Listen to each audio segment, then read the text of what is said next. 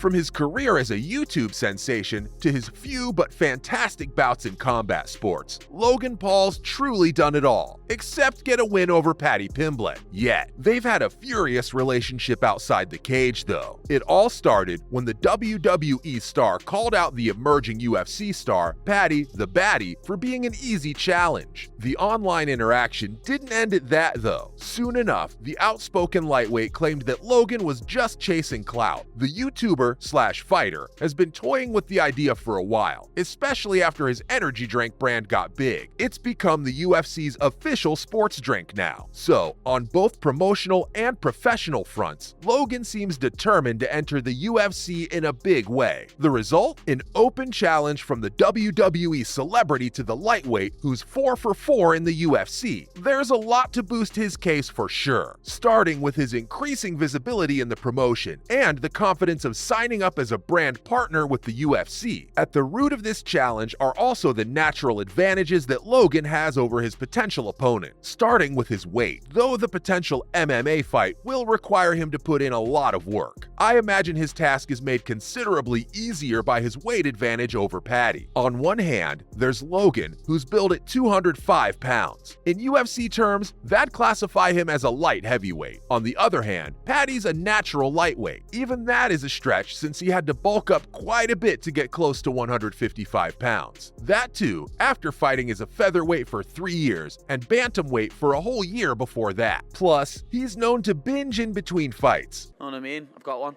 I took the third round off because I was like, I've won the first 2, my ankle's very sore. As a self-confessed foodie, you can see his spectacular weight cuts aren't all that easy. With this starvation mode in place for him in one corner, he's definitely on the back foot. In the opposite corner, Logan may have an easier, though not the easiest, task of making lightweight category. That's if he even has to do that. The 27-year-old has expressed a desire to fight Paddy at 185 pounds, a whole 30 pounds above what he's ever managed in his pro career. That's a high enough hill to climb for the Scouser. If that wasn't enough, he'll also have to adjust and get fighting fit at this weight class. Even if he gets past that hurdle, there's the issue of reach. Now that's something you can't bluff or imitate. As such, Paddy's 73-inch reach will make him suffer drastically in order to get past his opponent's guard. He easily won the first 2 rounds, and I think he only won the third round because he held me. As someone's just told me, he landed 1 significant strike in the third round. This reach difference will stick in any weight category as something he'll just have to put up with. Though, Paddy's experience will be a challenge for the Maverick. Despite his nickname, Logan can't escape reality. He simply lacks experience inside the octagon. The bulk of his professional fight record is either in boxing or in the WWE, which isn't saying a lot, since he's fought only 1 pro boxing match, and that was a loss against fellow YouTuber KSI. I don't need to tell you how drastically different both arenas are from mixed martial arts. Still, when the Maverick said, "I'm taking him out," he didn't mean asking the baddie out on a date. So he's got his work cut out for him, which is made worse by the fact that he's a southpaw. Wrestling against southpaws is where he outshines the elder Paul brother at least. Even worse, the jiu-jitsu student in Paddy knows it. His competition has included former American Division I wrestlers. So, taking him out won't be as easy for Logan, the tribal thief who boasts only high school wrestling on his CV. Logan Paul and myself are from a great city in Cleveland, Ohio. The disparity in skills is too high for it to be covered in any short span of time. With the heated comebacks from both sides, I don't think a fight in the near future will give Paul much time to get up to speed. I do think he can totally leverage his striking to make up the difference though.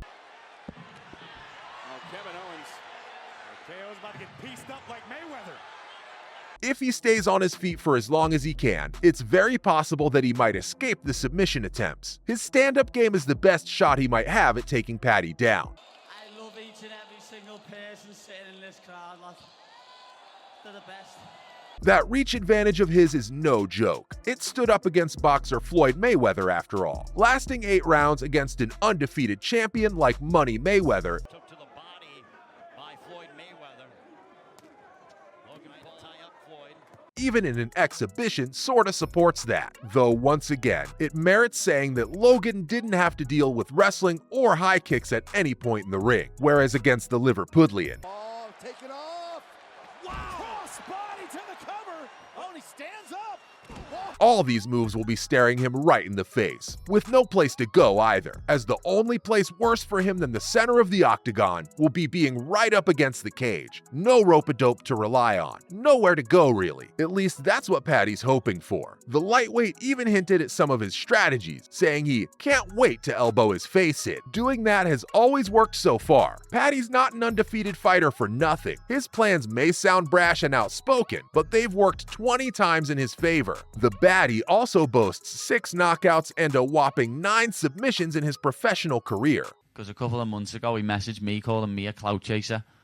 And who's the clout chaser now, son? It's tested by time and tough competition, beginning with his debut fight against Luigi Vendramini. The Liverpudlian proved he was every bit worth the hype when he knocked out Vendramini before the bell rang for round 2. His lean and mean win streak continued with his quick submission skills against Rodrigo Vargas in his second UFC fight. It was almost as if he wanted to cement himself as an all-rounder, capable of both knocking out his opponents and executing a rear naked choke in record times. For Logan, this will mean an overhaul of the very reflexes he's honed over his career in boxing, which relied most on knockout power, and in the WWE, which, well, suffice it to say that he's not quite an expert on MMA techniques. In particular, the wrestling and kickboxing department, which are a world of pain on their own. Maybe a sip of Prime will keep him going though. No, seriously, after accusing his rival of copying his brand down to its marketing gimmicks, he called himself Paddy's daddy. Whether he can live up to that title is a wild guess. As wild as this matchup would be, the difference in style and expertise between the two is bound to make it an exciting fight, whatever the outcome. Chances of an upset by the tribal thief only add to the suspense factor. In some ways, this matchup would be bigger than any other UFC fight, because it's MMA versus boxing at this point. In the history of crossover fights, Logan's certainly the Maverick, an incredible feat for someone like Paul, who was considered an amateur at most, and a celebrity fighter at the least. Knocking out both these criticisms, he's proven his staying power. Just the fact that I'm discussing his potential against an undefeated UFC lightweight like Paddy is proof of that. Though the Maverick hasn't always lived up to his potential. His 2-year-long absence from any boxing whatsoever indicates that his best moves may be a bit rusty by now. But here's the good news. He'll get a good chance to shake it off and emerge as UFC material if him and Paddy sign up for a match. At the least, it'll be a warm-up bout for more to come. At its best, it could mean one more conquest for Logan to add to his trophy cabinet. It's probably 50-50 right now for him in lightweight, and at 185 pounds, his chances would hold up even better. And that's all for whether Logan Paul can beat Paddy in a UFC fight.